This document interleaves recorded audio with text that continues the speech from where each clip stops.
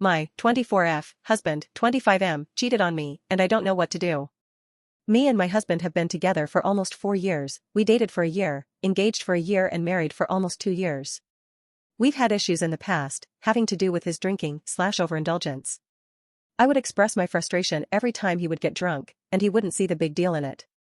He transitioned to only drinking on the weekends, but even then he would drink and was still an issue because he wouldn't know when to stop.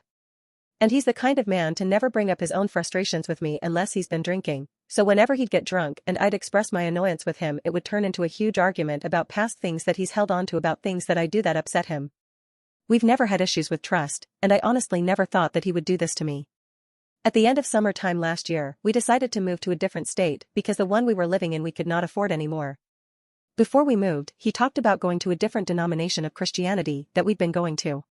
He grew up a Christian but not really going to church regularly until he met me.